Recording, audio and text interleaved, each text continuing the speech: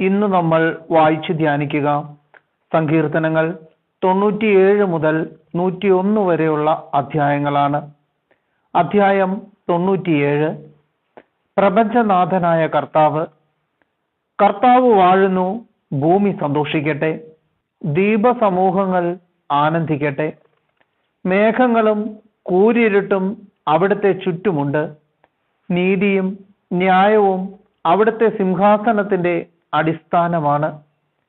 അഗ്നി അവിടുത്തെ മുൻപേ നീങ്ങുന്നു, അത് അവിടുത്തെ വൈരികളെ ദഹിപ്പിക്കുന്നു. അവിടുത്തെ മിന്നൽ പിണരുകൾ ലോകത്തെ പ്രകാശിപ്പിക്കുന്നു. ഭൂമി അതുകണ്ട് വിറകൊള്ളുന്നു. കർത്താവിന്റെ മുൻപിൽ, ഭൂമി മുഴുവന്റെയും അധിപനായ കർത്താവിന്റെ മുൻപിൽ പർവ്വതങ്ങൾ മെഴുകുപോലെ ഉരുകുന്നു. ആകാശം അവിടുത്തെ നീതിയെ പ്രഘോഷിക്കുന്നു. എല്ലാ ജനതകളും അവിടുത്തെ മഹത്വം ദർശിക്കുന്നു. വ്യർത്ഥ ബിംബങ്ങളിൽ അഭിമാനം കൊള്ളുന്ന വിഗ്രഹാരാധകർ ലജ്ജിതരായിത്തീരുന്നു. എല്ലാ ദേവന്മാരും അവിടുത്തെ മുൻപിൽ കുമ്പിടുന്നു. സിയോൻ ഇത് കേട്ട് സന്തോഷിക്കുന്നു. യൂദായുടെ പുത്രിമാർ ആഹ്ലാദിക്കുന്നു. ദൈവമേ, അവിടുത്തെ ന്യായവിധിയിൽ അവർ ആനന്ദിക്കുന്നു. കർത്താവേ, അങ്ങ് ഭൂമി മുഴുവന്റെയും അധിപനാണ്. എല്ലാ ദേവന്മാരെയും കാൾ ഉന്നതനാണ്. തിന്മയെ ദേഷിക്കുന്നവനെ കർത്താവ് സ്നേഹിക്കുന്നു. അവിടുന്ന് തന്റെ ഭക്തരുടെ ജീവനെ പരിപാലിക്കുന്നു. ദുഷ്ടരുടെ കയ്യിൽ നിന്ന് അവരെ മോചിപ്പിക്കുന്നു. നീതിമാന്മാരുടെ മേൽ പ്രകാശം ഉദിച്ചിരിക്കുന്നു. പരമാർത്ഥ ഹൃദയർക്ക് സന്തോഷം ഉദിച്ചിരിക്കുന്നു. നീതിമാന്മാരെ, കർത്താവിൽ ആനന്ദിക്കുവിൻ. അവിടുത്തെ വിശുദ്ധ നാമത്തിന് കൃതജ്ഞത അർപ്പിക്കുവിൻ. അധ്യായം 98. കർത്താവ് ഭൂമിയെ വിധിക്കാൻ വരുന്നു. കർത്താവിന് ഒരു പുതിയ കീർത്തനം ആലപിക്കുവിൻ. അവിടുന്ന് അത്ഭുത കൃത്യങ്ങൾ ചെയ്തിരിക്കുന്നു. അവിടുത്തെ കരവും വിശുദ്ധ ഭുജവും വിജയം നേടിയിരിക്കുന്നു. കർത്താവ് തന്റെ വിജയം വിളംബരം ചെയ്തു. അവിടുന്ന് തന്റെ നീതി ജനതകളുടെ മുൻപിൽ വെളിപ്പെടുത്തി. ഇസ്രായേൽ ഭവനത്തോടുള്ള തന്റെ കരുണയും വിശ്വസ്തതയും അവിടുന്ന് അനുസ്മരിച്ചു. ഭൂമിയുടെ അതിർത്തികൾ നമ്മുടെ ദൈവത്തിന്റെ വിജയം ദർശിച്ചു. ഭൂമി മുഴുവൻ കർത്താവിന് ആനന്ദഗീതം ആലപിക്കട്ടെ. ആഹ്ലാദാരവത്തോടെ അവിടുത്തെ സ്തുതിക്കുവിൻ. കിന്നരം മീട്ടി കർത്താവിന് സ്തുതികൾ ആലപിക്കുവിൻ. വാദ്യഘോഷത്തോടെ അവിടുത്തെ പുകഴ്ത്തുവിൻ. കൊമ്പും കാഹളവും മുഴക്കി രാജാവായ കർത്താവിന്റെ സന്നിധിയിൽ ആനന്ദം കൊണ്ട് ആർപ്പിടുവിൻ. സമുദ്രവും അതിലുള്ളവയും ഭൂമിയും അതിലെ നിവാസികളും ഉച്ചത്തിൽ സ്വരമുയർത്തട്ടെ. ജലപ്രവാഹങ്ങൾ കരഘോഷം മുഴക്കട്ടെ. കർത്താവിന്റെ മുൻപിൽ പർവ്വതങ്ങൾ ഒത്തൊരുമിച്ച് ആനന്ദ കീർത്തനം ആലപിക്കട്ടെ. അവിടുന്ന് ഭൂമിയെ വിധിക്കാൻ വരുന്നു.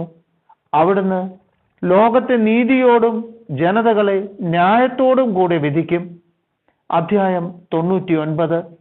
കർത്താവ് പരിശുദ്ധനാണ്. കർത്താവ് വാഴുന്നു, ജനതകൾ വിറകൊള്ളട്ടെ. അവിടുന്ന് കെരൂബുകളുടെ മേൽ സിംഹാസനസ്ഥനായിരിക്കുന്നു. ഭൂമി കുലുങ്ങട്ടെ. കർത്താവ് സിയോനിൽ വലിയവനാണ്. അവിടുന്ന് സകല ജനതകളുടെയും മേൽ ഉന്നതനാണ്. അവിടുത്തെ മഹത്വം ഭീതിജനകവുമായ നാമത്തെ അവർ സ്തുതിക്കട്ടെ. അവിടുന്ന് പരിശുദ്ധനാണ്. ശക്തനായ രാജാവേ, നീതിയെ സ്നേഹിക്കുന്നവനെ, അവിടുന്ന് ന്യായത്തെ സുസ്ഥാപിതമാക്കിയിരിക്കുന്നു. അവിടുന്ന് യാക്കോബിൽ നീതിയും ന്യായവും നടത്തി. നമ്മുടെ ദൈവമായ കർത്താവിനെ പുകഴ്ത്തുവിൻ. അവിടുത്തെ പാദപീഠത്തിങ്കൽ പ്രണമിക്കുവിൻ. അവിടുന്ന് പരിശുദ്ധനാണ്. മോശയും അഹറോനും അവിടുത്തെ പുരോഹിതന്മാരിൽപ്പെട്ടവരാണ്. അവിടുത്തെ നാമം വിളിച്ചപേക്ഷിച്ചവരിൽ സാമുവേലും ഉൾപ്പെടുന്നു. അവർ കർത്താവിനെ വിളിച്ചപേക്ഷിച്ചു. അവിടുന്ന് അവർക്ക് ഉത്തരമരുളി. മേഘസ്തംഭത്തിൽ നിന്ന് അവിടുന്ന് അവരോട് സംസാരിച്ചു. അവർ അവിടുത്തെ കൽപ്പനകളും ചട്ടങ്ങളും അനുസരിച്ചു. ഞങ്ങളുടെ ദൈവമായ കർത്താവേ, അങ്ങ് അവർക്കുത്തരമരുളി. അങ്ങ് അവർക്ക് ക്ഷമിക്കുന്ന ദൈവമായിരുന്നു, തെറ്റുകൾക്ക് ശിക്ഷ നൽകുന്നവനും.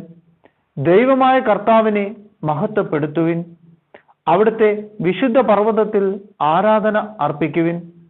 നമ്മുടെ ദൈവമായ കർത്താവ് പരിശുദ്ധനാണ്. അധ്യായം 100.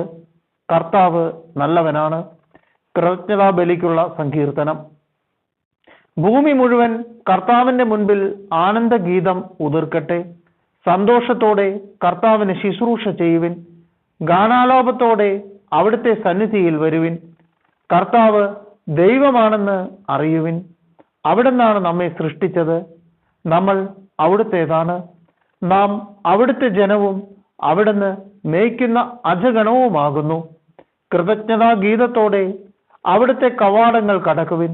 സ്തുതികൾ ആലപിച്ചുകൊണ്ട് അവിടുത്തെ അങ്കണത്തിൽ പ്രവേശിക്കുവിൻ.